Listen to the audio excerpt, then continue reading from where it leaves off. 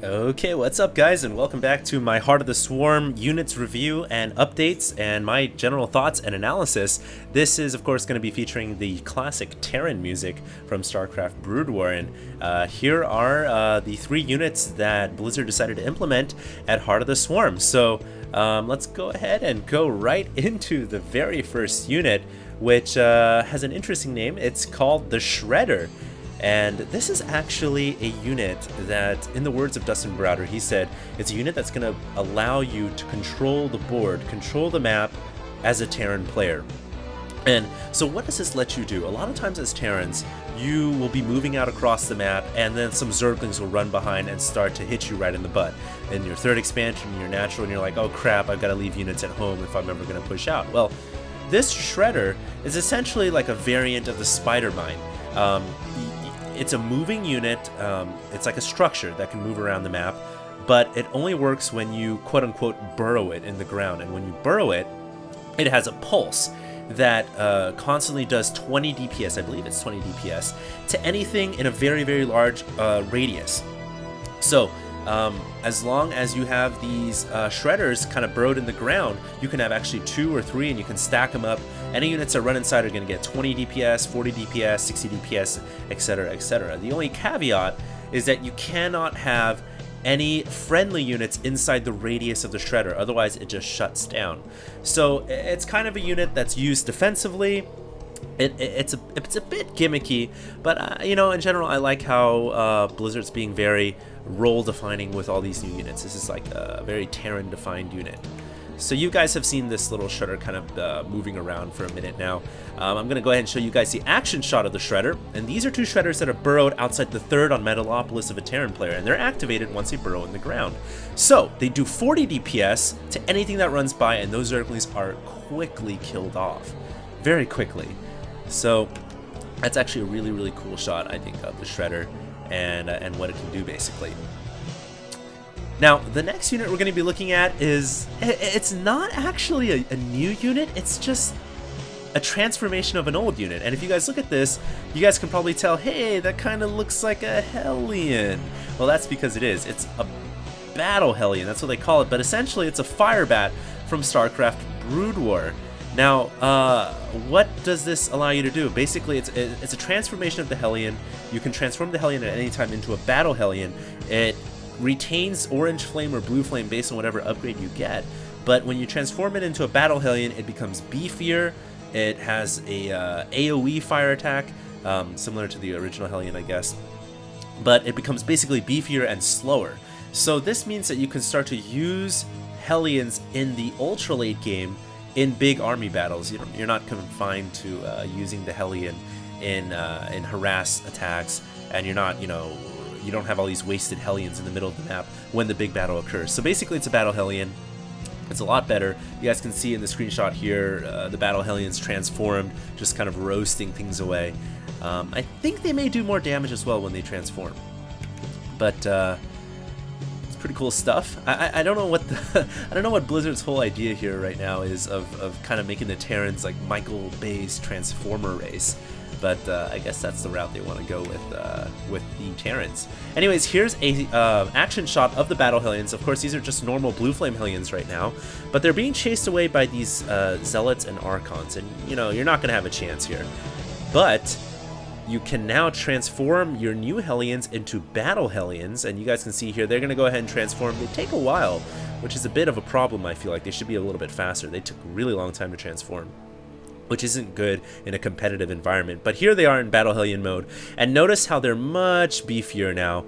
They're not going to go down to this tank splash fire, to the Zealots, to the Archons. I mean, yeah, the front ones go down, but they take much longer to die compared to the normal Hellion, and they still do splash damage. I think they do more damage. But in general, yeah, that's the new Terran unit, the Battle Hellion. So, pretty cool stuff. That's the second unit they implemented, and here's the third and final unit that Blizzard implemented for the Terrans in Heart of the Swarm, and it is called, oh gosh, I forgot what it's called. It's called the Warhound. There it is. So, kind of an interesting unit. I guess it replaces the Goliath or it kind of reinvents the Goliath, if you will. But it replaced the Thor, is what I'm trying to say. They actually took the Thor and moved it into a whole different position. I'll talk about that in a moment. But the Goliath is essentially the new anti-air unit for the Terrans, and it's actually really good against mutants. It has a very fast anti-air attack that with rockets that do a lot of damage. It also is very good in versus metallic units, versus mech, versus robotics units. It has a very good ground-to-ground attack as well. So all in all, a very solid Terran unit. But if you ask me, it looks a little funky. Don't you guys think? I mean, it's huge. It's way bigger than a siege tank. It's just like a huge towering unit. And it looks kind of lanky and everything. But yeah, it's called the Warhound. It's supposed to be the new ground-to-air fighter. And I do believe I have a video here if I can find it. Here it is. So here's a couple of Hellions with Warhounds in the back. And this is supposed to change the face of TVT, because TVT is so much about biomeching, but now you're going to be able to go pure mech with the Warhounds and the Battle Hellions. And the Battle Hellions can take out the Marines, and the Warhounds are supposedly very good against tanks. Look at the range on those guys. 7 range. Look at how big they are compared to tanks. They're just like towering walkers. And they have those little like metal rockets that can just demolish tanks very quickly. Now, I guess this is going to give me a good opportunity to talk about the Thor as well. So essentially, Blizzard has decided to go ahead and upgrade the Thor now, as the Warhound has taken its place, upgrade it to the new quote-unquote mega unit of the Terrans. And I guess they took that away from the Protoss, because originally Protoss was a race that had a mega unit that you could only build one of, which was the mothership. Now the Terrans have it, and it's called the Thor.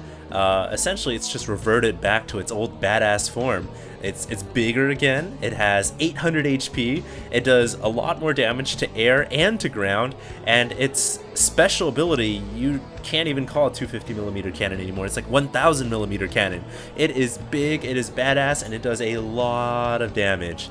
So I don't know why Blizzard decided to go ahead and go back and give Terrans the mega unit idea. If anything, I felt like it made most sense with Protoss, but you know, at the end of the day, I think Blizzard knows best, and I'll stick to whatever decisions they make. But that's the route they decided to go with. But can you imagine Warhounds, Thors, just like a massive, you know, Star Wars walker army just walking the grounds of planet Hoth, just destroying the rebel forces? That's what I think of when I see all these buildings, all these units now. So anyways, this is the end of the Terran video, which allows me to, of course, talk about all the little things that Terrans have changed, which I don't have video footage for, but nothing really comes to mind except for the battle cruiser, which now has like a warp ability. You can kind of like speed up, hit the hyper boost button for like 5 seconds, I think, and it allows your battle cruiser to go a little bit quicker for a limited amount of time.